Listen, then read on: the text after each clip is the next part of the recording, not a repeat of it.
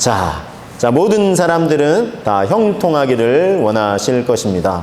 그래서 형통, 만사형통 이런 말을 많이 하는데요. 자, 그런데 우리는 성경에서도 형통이라는 표현을 쓰고 있다라는 것을 우리 요셉의 인생을 통해서 우리 살펴보게 되는데, 자, 그런데 보편적으로 사람들이 생각하는 형통과 성경이 말씀하시고 있는 형통이 다르다는 것입니다. 같지 않다는 것을 우리 요셉의 인생을 통해서 볼 수 있는데, 자, 그래서 어떻게 다를까요? 제가 지금 계속해서 이 형통에 관련해서 소개를 해드리고 있는데, 지난주 드렸던 말씀을 우리 복습하는 의미에서 먼저 다시 한번 되새겨 보시면, 자, 성경적인 형통을 우리가 누려야 되겠는데 어떻게 다릅니까? 내 뜻이 아니라 주님의 뜻이 이루어지는 것이 성경적인 형통이라는 것이에요. 보통인 경우에는 내 뜻이 이루어져야 이게 형통인데 내 뜻이 지금 안 이루어지고 있는데 이런 불통이다 생각을 하죠. 그런데 성경 말씀은 내 뜻이 아니라도 주님의 뜻이 이루어지고 있는 것이 형통이다 라는 것이고요. 또한 그런 내 뜻이 안 이루어져요. 힘들고 어려운 상황이 계속돼요. 그런데 하나님께서 함께 하시는 것, 이것이 또한 형통이라는 것입니다. 삶의 환경과 상황과 관계없이 하나님께서 함께 하시는 것, 그것도 지금 여기에 내 삶의 자리에 이게 일이 잘 풀릴 때뿐만 아니라 어렵고 힘든 그 삶의 그 한가운데 딱 내 삶의 자리에 지금 여기에 함께 하신다는 거예요. 그래서 우리가 주님만 어떤 환경과 상황 속에서도 바라볼 수 있어야 한다는 것입니다. 요셉이 그것을 경험했죠. 그래서 하나님 주신 꿈을 꾸었는데 아버지와 어머니와 또 형제들이 다 자기에게 절을 하는, 그래서 앞이 정말 승승장구 잘 풀릴 것만 같았던 요셉의 인생에 어려움 당하고 죽을 고비를 넘기고 또 아버지 사랑받던 품을 떠나서 멀리 애굽의 종으로 팔려가고, 근데 거기서 또 성실하니까 인정을 받아서 다 모든 것을 관할할 수 있는 가정 총무로 세워졌지만 그 즈음에 또 억울한 누명을 뒤집어 쓰고 감옥에 내던져지는, 정말 어둡고 절망스러운 정말 밑바닥, 요즘 표현식으로 땅바닥을 뚫고 내려가는 것 같은 그런 절망적이고 어두운 환경 속에 성경은 놀랍게도 하나님께서 그와 함께 하심으로 그가 형통한 자가 되었다. 이게 말도 안 되는 것 같은 이런 표현을 쓰고 있어요. 근데 이게 성경적인 형통이라는 거예요.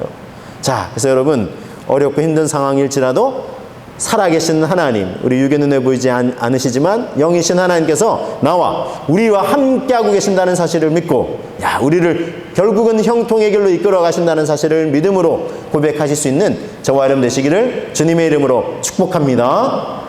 자, 이것이 성경적인 형통인데, 성경적인 형통은 여기서 그치는 게 아니에요. 더 있어요, 그 의미가. 그래서 오늘 말씀을 통해서 계속 나누기를 원하는데, 성경적인 형통, 그리고 어찌 보면 또 성경적인 형통의 열매라고도 할 수 있는 내용들을 오늘 계속해서 소개해드리기 원합니다. 오늘 소개해드린 내용, 첫 번째는 뭐냐 하면은, 자, 뭘까요? 오늘 나눠드리는 이 첫 번째는 은혜를 입어 섬기게 하신 것.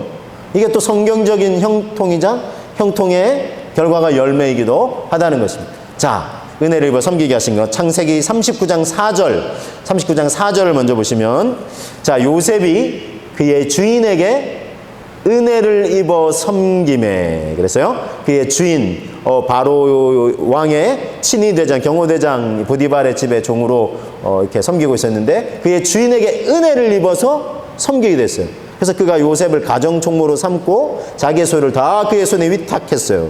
자, 이뿐만이 아닙니다. 자, 감옥에 갇혔을 때도 이런 표현이 똑같이 또 사용되고 있어요. 20절 보시면, 39장 20절부터 보시면, 이에 요셉의 주인이 그를 잡아, 이제 억울한 누명을 썼어요. 주인의 아내를 범하려고 했다. 그래서 감옥에 가두었어요. 근데 그 옥은 왕의 죄수를 가두는 곳이었는데 요셉이 옥에 갇혔으나, 자, 21절 22절을 한번 볼게요. 21절 22절. 여호와께서 요셉과 함께 하시고 그에게 인자를 더하사 간수장에게 은혜를 받게 하시네. 아니, 지금 죄수 신분으로 감옥에 갇혔는데, 옥에 갇혔는데 간수장에게 또 은혜를 받게 하셨어요. 누가요? 하나님께서. 참 이게 하나님의 역사는 신비롭고도 놀라운데, 그냥 우리 생각에는 그냥 쫙 아무런 논란 없이 잘 풀리는 거, 그게 형통이라 생각하지만 성경은 그게 아니에요. 성경이 말씀하시는 형통은 이게 억울한 누명 쓰고 감옥에 갇혔는데, 자, 그런데 여호와께서 그곳에서도 함께 하시죠. 근데 인자를 더하사 간수장에게 은혜를 받게 하셔서, 그래서 간수장이 어떻게 했냐, 옥중 죄수를 다 요셉의 손에 맡겼어요. 그래서 재반 사무를 요셉이 처리하는 거예요. 이게 은혜고 이게 형통이라는 것입니다. 자, 이게 여러분 이해가 안 될 수도 있는데, 이것은 장차 우리는 이제 미리 요셉의 그 뒤에 있는 일도 다 알고 계시죠? 미리 잠깐만 이제 언급을 이렇게 드리면, 장차 이제 이 애굽, 지금 이집트, 지금 이집트는 좀 영향이 미미하지만 당시에는 가장 세계에서 큰 영향을 끼치던 나라, 지금은 마치 미국과 같은 나라에 예를 들면은 그 실권자 대통령이 그 모든 권한을 다 맡기는 거예요. 예를 들면 한 부통령 뭐 이렇게 되든지, 아니면 뭐 하원, 상원 뭐 의장이 돼가지고 뭐 나라의 중요한 일들을 다 관장을 하는 거예요. 뭐 그렇게 되는죠, 요셉이 나중에. 근데 그렇게 되기 위해서는 준비가 돼야 되잖아요. 그러니까 준비 없이 되나요? 준비 없이 뭐 이렇게 자리에 앉는 것도 그게 참 어려워요. 그런데 이 준비가 되게 하시는 과정인 거예요, 지금. 그래서 하나님 은혜를 받게 하시는 거죠. 아직은 몰라요, 요셉이. 우린 다시 요셉의 이 시점에서 돌아와 보면 아직은 몰라요. 그렇지만 그 속에서도 하나님의 은혜를 받아서 섬기게 하신다는 거예요. 이게 성경적인 형통이고 형통의 열매를 알 수 있어요. 자, 바울도 이런 고백을 하고 있는데, 디모데전서 1장 12, 13절에 사도 바울입니다. 바울이 이런 고백을 해요. 나를 능하게 하신 그리스도 예수 우리 주께 내가 감사함은 나를 충성되이 여겨 내게 직분을 맡기시니, 하나님 말씀을 전하는 또 사도의 직분을 맡기심이니, 내가 전에는 비방자요 박해자요 폭행자였으나 도리어 긍휼을 입은 것은 내가 믿지 아니할 때에 알지 못하고 행하였음이라 그랬어요. 부활의 주 예수님 만나기 전에 바울이 어떻게 했죠?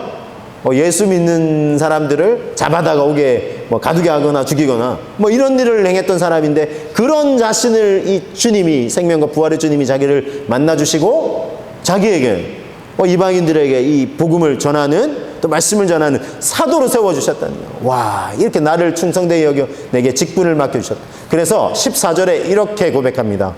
우리 같이 한번 고백해 보실까요? 우리 주의 은혜가 그리스도 예수 안에 있는 믿음과 사랑과 함께 넘치도록 풍성하였도다 그랬어요. 와, 우리 주의 은혜가 그리스도 예수 안에 있는 믿음과 사랑과 함께 넘치도록 풍성하였도다 그랬어요. 이 은혜라는 거예요. 모든 것이 은혜. 아까 우리 또 찬양도 이제 앞서 찬양도 이렇게 했죠. 모든 것이 은혜인데, 와, 정말 자기를 내쳐도 뭐라고 할 말이 없을 텐데, 바울 입장에서 예수 믿는 사람들을 박해했던 그 예수님이 정말 바울을 만나실 때 음성을 들려주실 때, 네가 왜 나를 박해하느냐? 나 예수님 직접 박해한 적이 없는데 예수 믿는 사람들을 박해한 건데 그건 나를 박해한 것 같다. 그랬던 자신을 그렇게 오히려 예수님을 전하라고, 이 복음을 전하라고, 이 말씀을 전하라고 이 사도로 세워주신, 이게 얼마나 넘치는 은혜냐 하는 것입니다. 이게 얼마나 넘치는 은혜. 그래서 주의 은혜가 넘치도록 풍성하였다라고 고백하고 있습니다. 충북 음성에 있는 꽃동네를 여러분 들어보셨을 텐데, 가톨릭 운영하는 사회복지 마을이 있는데, 이 꽃동네는 이 가톨릭의 이제 오웅진 신부와 또 최규동 씨와의 만남에서 이게 시작이 되었습니다. 그래서 이 최규동 씨는 본래 부잣집의 아들로 태어났어요. 그런데 이제 일제 시대에 일본 군대에게 심한 고문을 겪으면서 정신병원에 입원할 정도로 아주 이제 큰 이렇게 충격과 장애를 이제 입게 됐는데, 그런데 이제 뭐 정신병원에서 퇴소하고 나서 집에 가보니 이제 부모님은 돌아가신 거예요. 그리고 자기가 지금 이제 뭐 자기 가졌던 거 다 이제 뭐 이게 다 사라져 버렸죠.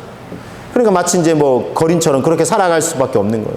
그래서 여기저기 이제 헤매고 이제 다니다가 이 충북의 이 음성의 무극이라는 다리 안에서 똑같은 자기와 비슷한 거린들을 만난 거예요.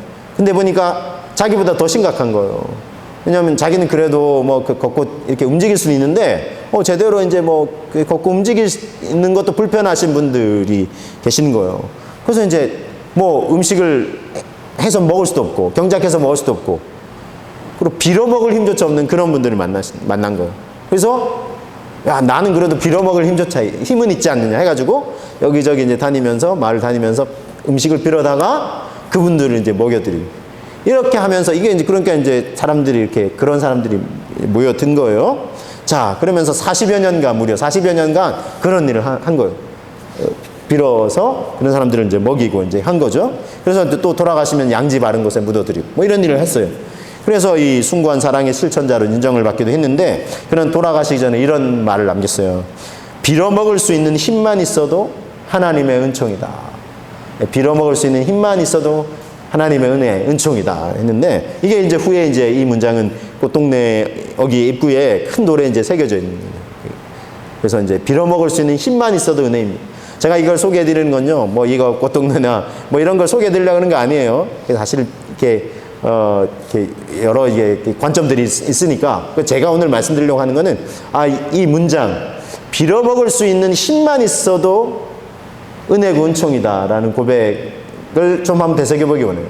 여러분, 그렇죠? 어떤 때는, 어떤 경우에는 전혀 몸을 움직일 수 없는 뭐 그런 상황 속에 있다 그러면 빌어먹을 수 있는 힘만 있어도, 그만한, 물론 온전한 건강은 아니지만 그만한 건강만 있어도 은혜라면, 제가 이제 여기서 더 나가려고 하는 거예요.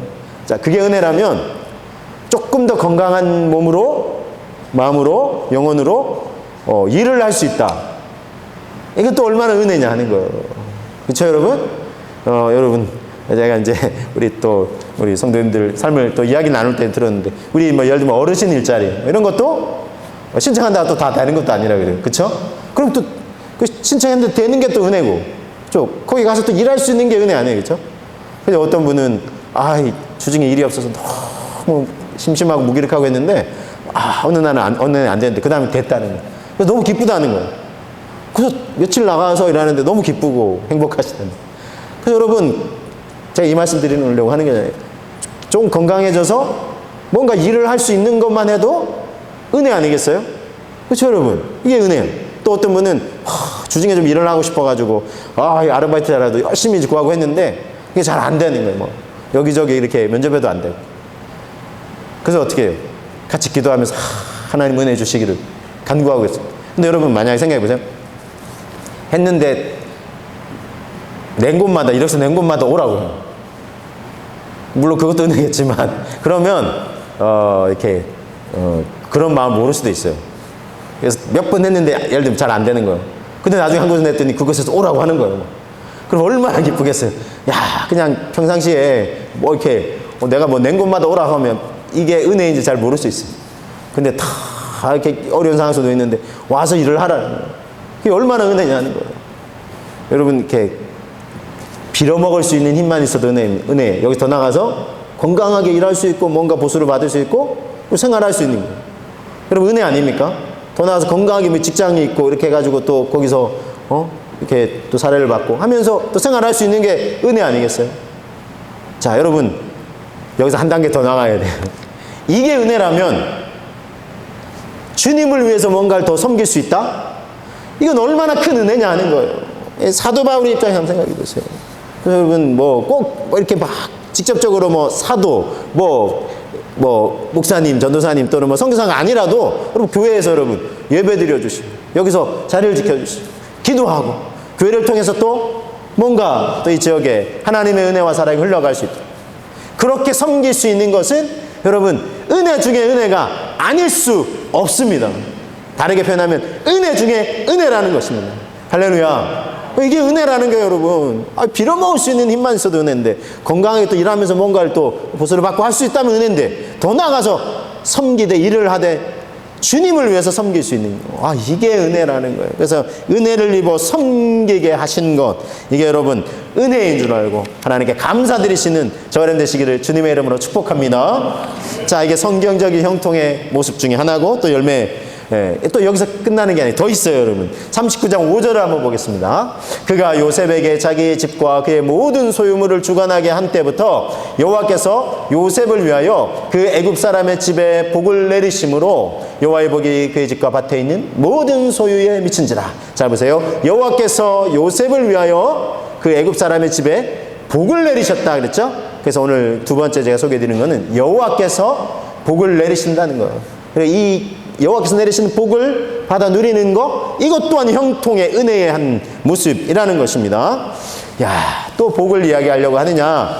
여러분, 복 이야기하려고 합니다. 그런데 여러분, 성경에서는요, 우리가 이 누려야 할 복에 대해서 말씀하시고 계세요. 단지 그냥 세상에서 잘 되고 이런 의미에서만 뭐 기복주의다. 제가 그런 의미에서 복 얘기하려고 하는 게 아니에요. 성경은요, 창세기 1장에서부터 복을 말씀하고 계세요. 사람을 지으시고는요, 사람에게 그들에게 하나님이 복을 주셨어요. 하나님의 형상대로 지으시고, 그러니까 하나님을 대리하여 모든 만물을 보존, 유지, 관리하게 하셨죠. 청지기의 사명을 주셨죠. 이게 복이라는 거예요. 사람이 사람답게 살아갈 수 있는 것이 복이에요. 그리고 하나님을 대리하여 이 땅에 하나님의 뜻을 이루어가, 하나님 맡기신 사명을 이루어가는 삶을 살아갈 수 있는 것, 은혜고 복이라는 거예요. 그래서 여러분, 우리는요, 복, 치워보려가 아니라 사실은 성경적인 복의 의미만 바로 알면 우리가 이렇게 누려야 될 복들이 얼마나 많은지요. 그래서 이걸 또 놓치면 안 된다는 것입니다. 자, 그래서 훗날 모세는 이 요셉보다 후대의 사람이죠. 이 모세가 12지파, 이스라엘 12지파를 이렇게 축복할 때에 요셉 지파를 향해서 축복한 내용을 다시 한번 되새겨 보기를 원하는데, 신명기 33장 13, 14절에 이런 고백이 있어요. 요셉 지파를 향해서 축복하는 겁니다. 요셉에 대하여는 일렀으되 원하건대 그 땅이 여호와께 복을 받아 하늘의 보물인 이슬이 하늘 위에서 내려와요. 땅에 낮에 대기 중에 공기가 뜨거워지면 위로 상승해서 밤에 이제 새벽에 추워지면 냉각이 돼서 내려와요. 그래서 하늘의 보물인 이슬, 그것이 메마른 땅을 적셔요. 이 사막 광야 지대인데 뭐 이슬 갖고 뭐 되겠나? 아니에요. 사막은 뜨거우니까 많은 양의 공기가 올라갔다가 탁 내리는 양도 많아요. 그래서 탁 촉촉히 적셔요. 자, 그런 하늘의 보물과 같다 그래서 성경은 표현하고 있어요. 그런 이슬같이 내려주시는 은혜, 또 땅 아래 저장한 물, 땅에 또 그리고 이슬이나 또 비가 우기가 돼서 비가 내릴 때 땅이 딱 물을 저장하는, 이게 은혜죠.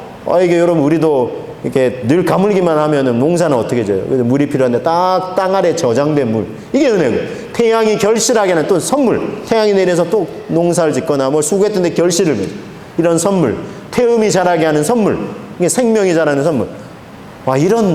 이게 다 하나님의 은혜와 복이라는 게, 그 땅이 여호와께 복을 받았어. 자, 그리고 15절은 또 이렇게 고백합니다. 옛산의 좋은 산물과 영원한 작은 언덕의 선물과 땅의 선물과 거기 충만한 것과 가시떨기 나무 가운데 계시던 이의 은혜로 말미암아 복이 요셉의 머리에 그의 형제 중 구별한 자의 정수리에 임할지로다 그랬어요. 이건 사실 요셉이 누린 거예요. 그 형제들보다 뛰어난 위치에 하나님이 이제 세우셔서 애굽의 총리로 삼으셔서, 물론 이거는 저 사람 저런 높은 위치에 세워져서 좋겠다, 막 부귀영화를 누리고 그런 의미 아니에요. 제가 뒤에서도 말씀드리겠지만 수많은 사람들을 먹여 살리는 그런 삶을 살 수 있도록 하나님께서 은혜를 베풀어 주시는 거예요. 이게 또한 형통의 모습이라는 것입니다. 자, 그래서 하늘과 땅의 모든 복이죠. 근데 또 복이 이것만인 게 아니에요. 이 복에 대해서도 성경이 얼마나 의미가 넓고 풍성한지 몰라요. 그냥 물질적으로 뭐 세상적으로 잘 되고 뭐 부유하기도, 이것만이 복이 아니에요. 이거 너무 좁은 개념. 얼마나 성경이 말씀하시는 복이 풍성한지요.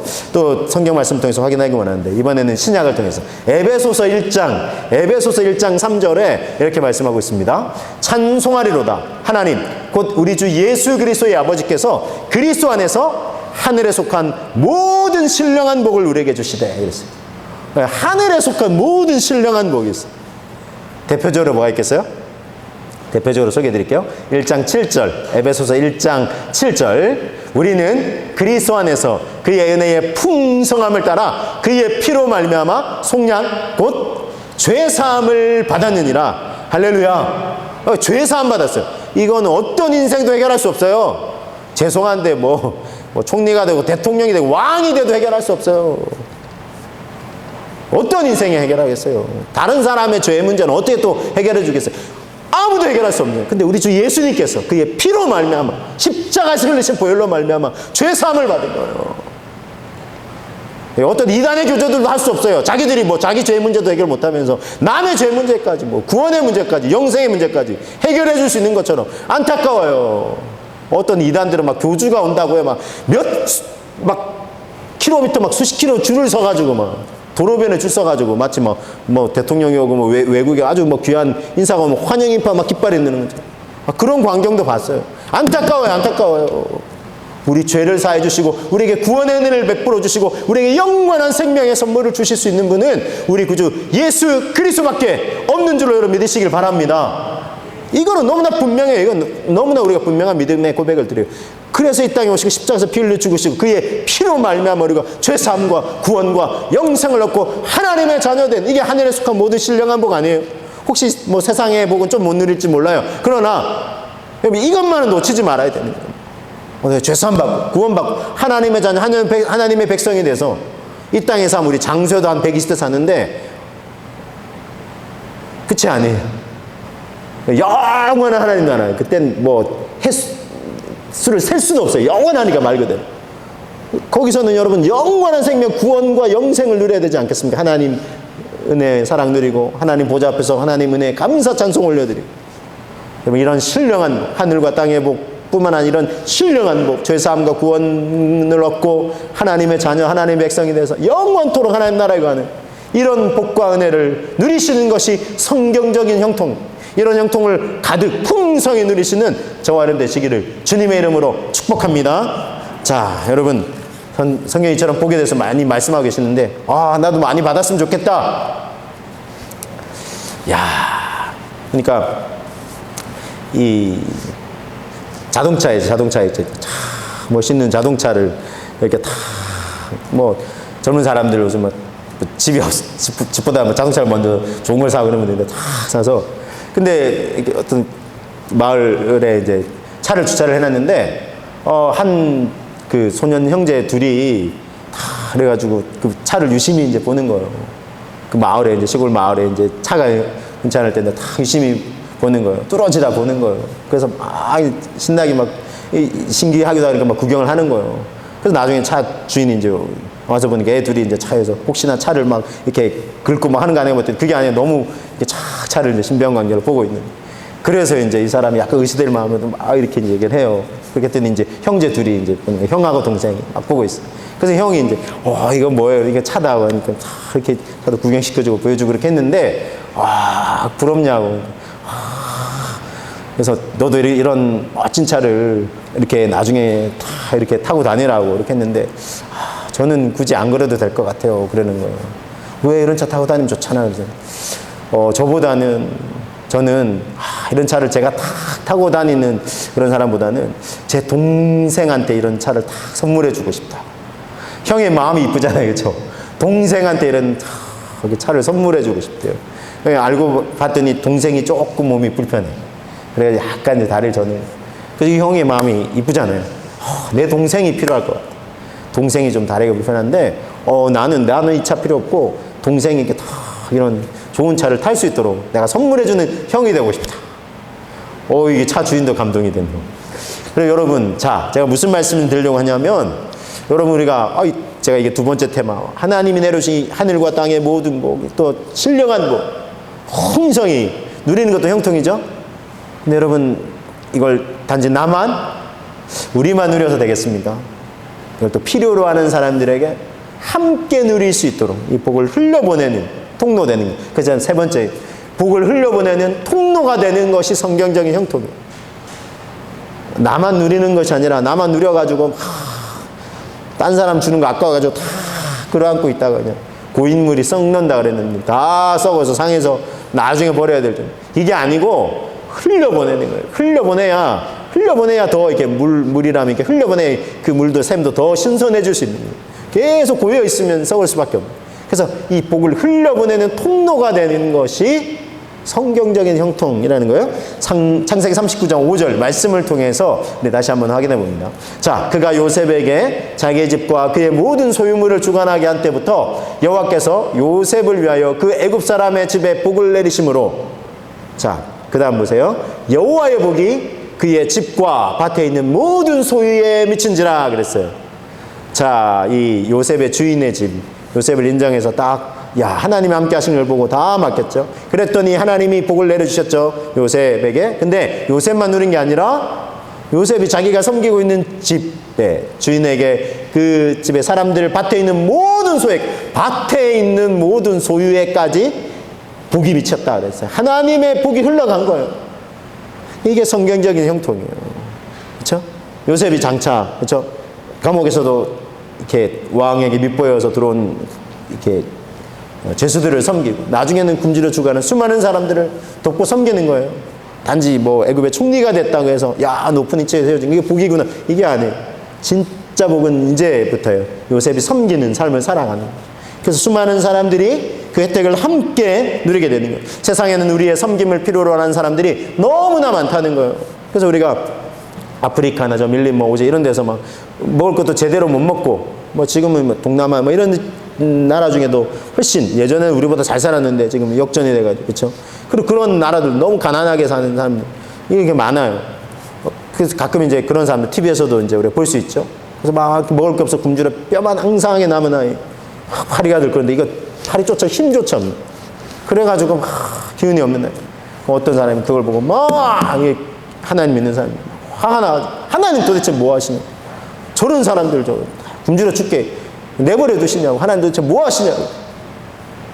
그런 마음으로 늘 하나님께 항변을 했는데, 어느 날은 그런 마음으로 탁 또 항변을 하는데, 하나님 내가 뭐 하냐고.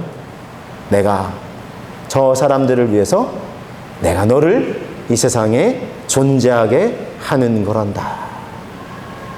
이 사람이 탁 한 대 맞는 거예요.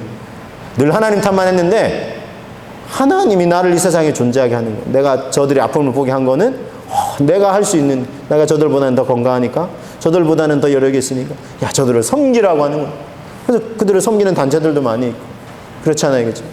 그래서 여러분 누군가 이렇게 막 세상의 결핍을 보게 될 때에 저 사람들이 참 저런 게 필요하겠다 싶을 때에 유독 나에게 그걸 깨닫게 해주시는 거예요. 특별히 그런 부류의 사람들 있잖아요. 그걸 깨닫게 해주시는 게 뭐예요? 섬기라는 거예요. 섬기라는 거예요. 그런 사람들이 되고 그런 공동체가 되고 교회도 할 수 있으면 그렇게 힘을 합쳐서 섬기라는 거예요. 한 분의 이야기를 이제 제가 소개해 드리려고 하는데, 뭐 여러분도 아시는 얘기인데, 이분이 뭐 이미 알려지시고 간증도 하시고 또 이렇게 하셨으니까 제가 소개를 드립니다. 우리 그 남경필 씨라고 예전에 경기도 지사이셨어요. 경기도 지사이셨는데 이분이 이제 더 유명해진 거는 아들이 셋 있는데, 첫째 아들이 이렇게 유학을 좀 보냈는데, 청소년 시절에 유학 보내고 했는데 거기서 이제 조금 뭐 잘못됐는지 하여튼 이렇게 마약에 빠져가지고 중독이 돼가지고, 그래가지고 참 더 이렇게 알려지셨는데, 그래서 참 뭐 세상의 신분으로는 경기도지사 굉장히 높은 위치에 있었지만 뭐 다, 그래서 나중에는 이분도 이제 하나님 향한 믿음을 가지고 예배하고 하는 분이 그런 게 중요한 게 아니구나 깨닫고, 자기 아들 가정부터 이렇게 먼저 잘 건설을 해야 되겠다 해가지고, 아들이 특별히 마약 중독에 빠져가지고 이 아이를 어떻게 다시 회복시켜야 되겠다 해가지고 이제 막 이렇게 섬기는데, 근데 나라나 정부 기관에서도 이게 안 되는 거예요. 본인이 어쨌든 심지어 막 자기 이 첫째 아들의 동생 둘째가 신고도 하고 그냥 막 먹고 막 이렇게 막 행패를 부리고 하니까 신고를 해가지고, 그래가지고 막 이렇게 끌고 가가지고 제발 우리 아들 좀 구속 좀 시켜달라고, 처음에는 구속도 안 되고 막 했는데 나중에 구속 시켜달라고, 그래서 나라에서 좀 어떻게 좀 이렇게 회복되게 해달라고 했더니 안 되는 거예요. 그래서 나중에는 이분이 직접 이런 일을 해야 되겠다 해가지고 뜻이 있는 분들하고 마음을 모아가지고 지금 그런 일을 하시고 계세요. 그래서 하나님의 은혜를 간구하는 거예요. 그래서 이제 여러 사람들이 후원을 받아가지고 지금 자기 아들뿐만 아니라 요즘 세대들이, 또 젊은이들이 너무나 많이 이렇게 뭐 술 취하고 쾌락에 빠져있고 마약에 중독돼, 그래서 안 되겠다 이런 것들을 회복하는 운동을 지금 하고 있는 거예요. 그래서 자기 힘으로 안 되니까 하나님의 은혜를 간구하고, 또 정말 수많은 믿음의 사람들, 십시일반 또 후원해주는 사람들을 통해서 이 일을 지금 함께하고 있어요. 그래서 여러분 지금 그래서 뭐 세상에 지금 뭐 권력 지위 자기는 없지만 지금이 가장 행복하다는, 아들이 지금 어쨌든 온전히 회복은 안 됐지만 지금 회복 과정 중에 있고, 곧 이제 그 회복되고 이제 감옥에서도 출소하고 이렇게 하면서 아들의 회복을 위해서도 같이 기도해달라 이렇게 이제 요청을 하고 했는데, 이런 일을 하면서 자기는 진짜 자기가 해야 될 일을 깨달았다. 내가 해야 될 일은 바로 이런 일이다 하면서 자기 아들도 심지어 이제 아들한테 아들이 많이 이제 회복이 되어가고 있는데, 아들도 얘기하더래요. 아빠, 나 하고 싶은 일이 생겼다. 뭐냐 했더니 내가 지금 잘하는 게 마약이잖아요. 그러면서 마약을 더 하겠다 이런 게 아니라, 근데 자기가 지금 그리고 또 이런 어려움도 겪어봤고 이제 회복 과정 중에 있고, 근데 자기뿐만 아니라 수많은 사람들이 그런 아픔에 있다는 걸 알고, 나도 이게 이제 출소돼서 나오면 아빠와 함께 이렇게 마약 중독에 빠진 사람들을 돕고 싶다고. 괜찮으면 내가 함께 돕게 해달라고. 여러분, 어쨌든 여러분, 이런 일들을 우리가 받은 은혜와 복들을 필요한 곳에 흘려보내는 거예요. 그런 통로가 되는 거예요. 그래서 이런 섬김을 감당하는 것, 이것이 정말 성경적인 형통의 어찌 보면 완성이라는, 복을 흘려보낼 통로가 되는 것. 여러분, 이것이 개인적이든 우리 가정이든 아니면 우리 교회가 공동체가 할 수 있는 일은 무엇인가. 그래서 어쩌든지 우리가 이 지역의 필요를 돕고 섬기고 하나님의 은혜와 복을 흘려보내는 통로가 되기를 힘쓰는 것, 그것이 성경적인 형통을 누리는 것이라는 것입니다. 그래서 여러분, 저와 여러분들이 다 함께 이 하나님이 내려주신 복과 은혜를 그냥 받고 누릴 뿐만 아니라 그 도움을 필요로 하는 사람들을 생각하고 돕고 섬김을 통하여서 진정한 성경이 말씀하시는 형통의 은혜를 누리시는 저와 여러분 다 되시기를 주님의 이름으로 축복합니다.